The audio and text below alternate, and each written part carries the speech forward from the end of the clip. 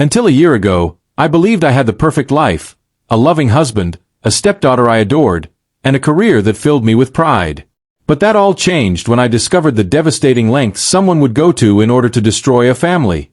When I married Michael 3 years ago, I knew his 14-year-old daughter, Chloe, would be part of the package. Chloe was intelligent, a little shy, and still navigating the aftermath of her parents' divorce. I made it my mission to support her, helping with homework, attending school plays, and planning fun weekend activities. At first, everything seemed fine. But over time, something began to shift. Chloe grew distant, and her behavior became increasingly strange. At first, I chalked it up to typical teenage rebellion, but soon it was clear that there was more at play. It started with small, unsettling things, missing items around the house, snide comments muttered under her breath, and a sudden reluctance to spend time with me. Then came the accusations. "Dad, Emily doesn't like me," Chloe claimed one evening, looking at Michael with a hurt expression. Michael, clearly confused, asked, "What are you talking about, Chloe? Emily's always been kind to you." Chloe crossed her arms and shot me a glare. "You don't see the way she talks to me when you're not around." I was stunned. "Chloe, that's not true. I've never said anything hurtful to you." But Michael, already uncertain, simply stared at me, his brow furrowed in doubt. Over the coming months, Chloe's accusations grew more elaborate. She claimed I ignored her, blamed her for things I hadn't done, and even fabricated stories of me yelling at her when Michael wasn't home. One night, Michael confronted me, his voice tense. "Emily, Chloe says you've been treating her unfairly. What's going on?"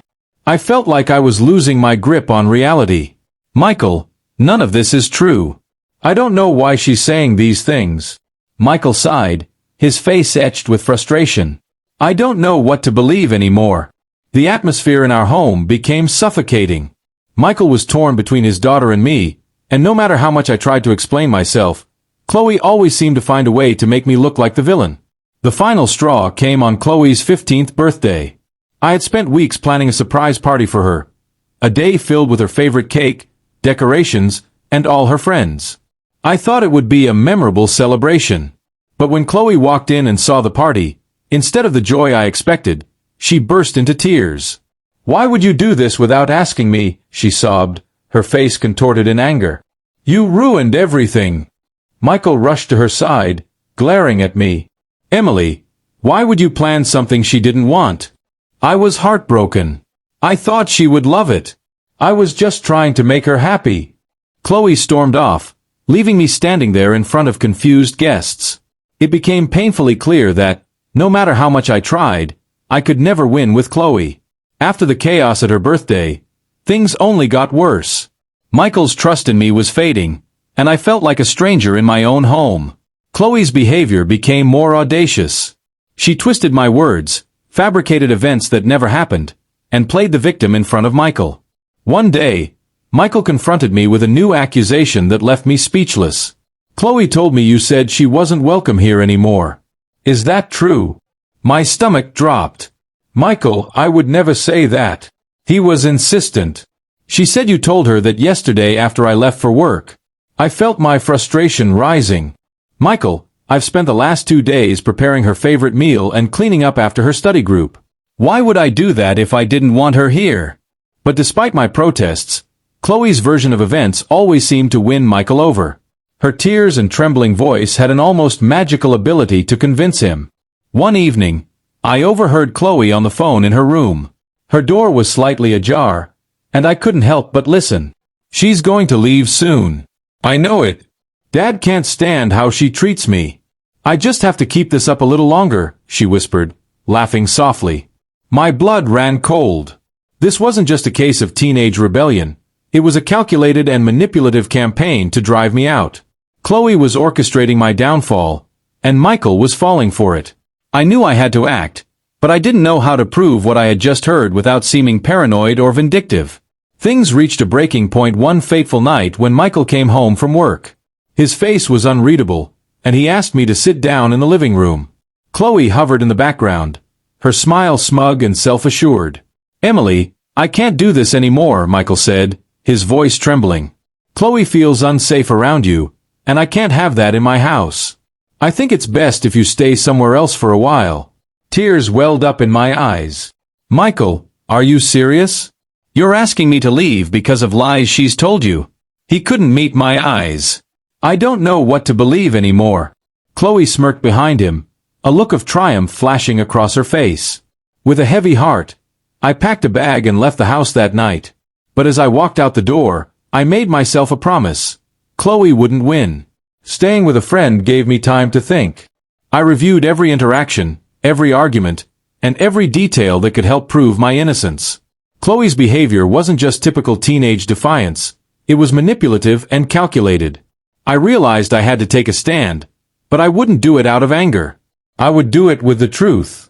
The battle wasn't over yet. I reached out to a family therapist, hoping for guidance on how to handle the growing tension at home. After explaining the situation, I sought advice on how to approach the delicate issue. With the therapist's counsel, I knew that the first step toward regaining control was building an undeniable case. I began documenting everything: texts, notes, overheard conversations, and even comments Chloe made in front of others. This would be my evidence, the foundation of my plan. The therapist emphasized a calm, methodical approach, reminding me that Chloe's manipulative tactics thrived on chaos. If I wanted to counteract that, I needed clarity, proof, and a level-headed demeanor. Armed with this insight, I started to gather evidence to expose Chloe's lies and distortions. One day, I made the decision to visit Chloe's school. I had always respected her privacy, but I suspected that her behavior at home might reflect how she interacted with others. I arranged a meeting with her guidance counselor, Mrs. Adams, under the pretext of discussing Chloe's academic progress. Mrs. Adams greeted me warmly, but there was a visible hesitation in her expression. "I've been meaning to speak with someone about Chloe," she admitted. "She's incredibly bright, but I've noticed some troubling patterns.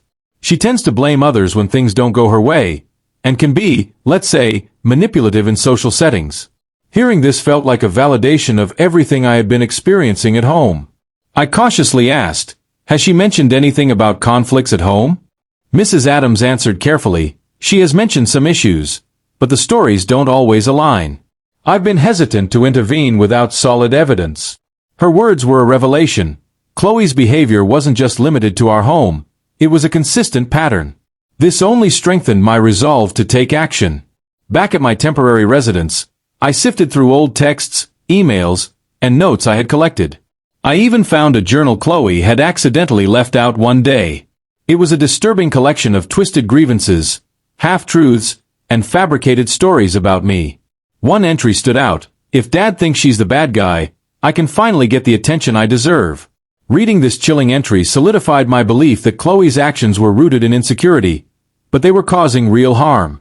The final turning point came when I received an unexpected text from one of Chloe's friends, Mia.